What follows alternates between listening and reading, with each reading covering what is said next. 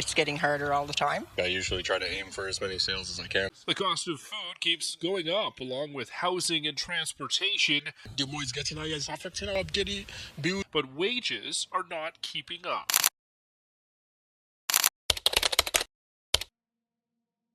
$70,000 used to mean stability in Canada, a decent place to live, some breathing room, maybe even progress. Today, that same number barely keeps the lights on in major cities. Somewhere along the way, the math changed and almost no one noticed, because on paper, everything still looks fine. Employment numbers don't look catastrophic. Salaries are technically higher than they were years ago, and compared to many places in the world, Canada is still considered a good place to live. So why does it feel like standing still is the best-case scenario? Here's where things get interesting. The problem isn't one massive expense. It's not one bad decision. And it's not that people suddenly forgot how to budget. It's that the costs that matter most, the ones that determine whether life feels stable or stressful, have quietly pulled away from income. Housing is the obvious one, but it's not the whole story. Groceries don't spike once, they creep. Utilities don't double overnight, they inch up. Transportation, insurance, basic services, all rising just fast enough that it's hard to pinpoint when things stopped working. And that's the trap. When changes are gradual, they don't trigger alarms. They just reset expectations. What used to feel normal slowly becomes expensive. What used to feel comfortable starts to feel irresponsible. And before long, stability isn't something that's built. It's something that's defended. This is why so many everyday earners feel confused more than anything else. The effort is there. The discipline is there. The logic says things should be improving. But emotionally, financially, mentally, it feels tighter every year. So in this video, we're not going to blame individuals or talk in vague terms about the economy. We're going to break down exactly where the math stopped making sense, starting with the cost of living itself and why it's been outrunning income in ways most people never see coming.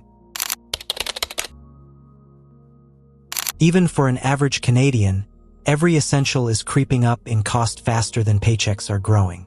Groceries, gas, electricity, rent. Every bill slowly eats away at what used to be discretionary spending. A $200 increase in rent or groceries might seem minor month to month, but over a year, that's thousands of dollars gone. Money that doesn't translate into savings, vacations, or financial breathing room. And it's not uniform. Some costs spike faster in cities like Vancouver, Toronto, or Ottawa. Others creep up across the country. But the end effect is the same. The money you thought was yours isn't keeping pace with the reality you live in. The mental impact is subtle but cumulative. People stop planning for the long term. Emergencies feel like disasters, and the constant juggling leaves little energy for anything beyond making ends meet. Housing is the most visible culprit. Across Canada, the average rent for a one-bedroom apartment is now over $2,000 per month, and in Toronto or Vancouver, rents easily surpass $2,500. Buying a starter home isn't much better. In many urban markets, it costs $500,000 to $700,000 or more for something most Canadians could have afforded a decade ago. Even if you can manage it, 40 to 50% of take-home pay can vanish in mortgage or rent. That leaves little room for groceries, transportation, or unexpected emergencies. And with vacancy rates at historic lows, hundreds of people compete for the same apartment, giving landlords the freedom to hike rent unchecked. The squeeze isn't just financial, it's psychological. When so much of your energy goes toward keeping a roof over your head, other priorities shrink. Savings, leisure, even relationships can be strained. And as housing prices rise faster than wages, this gap only widens. It's not just expenses. Wages haven't kept pace. Middle-income Canadians earn more in nominal terms than a decade ago, but adjusted for inflation and rising costs, real purchasing power has barely changed. A paycheck that looks bigger on paper doesn't cover more, it just covers less slowly. For households with one or two earners, this can feel particularly frustrating. Kids' school supplies, family activities, or even small luxuries that used to be reasonable suddenly feel out of reach. Cutting discretionary spending helps, but it rarely offsets the creeping costs of essentials. The feeling of running in place, working hard without progress, becomes a permanent background hum in daily life. When paychecks don't stretch, borrowing becomes unavoidable. Canadian households now owe roughly $1.75 in debt for every dollar of disposable income, the third highest ratio in the world. Credit cards, personal loans, even payday loans aren't optional luxuries anymore. They're lifelines to cover necessities. And it's not abstract. Nearly 30% of Canadians report struggling to pay essential expenses each month. That's millions living paycheck to paycheck, with stress built into every decision. Debt also adds long-term pressure. Interest and fees slowly erode financial freedom, meaning people work harder just to maintain the baseline lifestyle, leaving little room for progress. The invisible cost of all this is anxiety. It affects mental health, relationships, and sleep. Everyday earners worry about bills, repairs, or even just making it through the month. Small decisions, skipping a meal, delaying car repairs, or cutting back on utilities, add up to constant stress. Even middle-income earners feel it. Anxiety about money doesn't discriminate based on salary.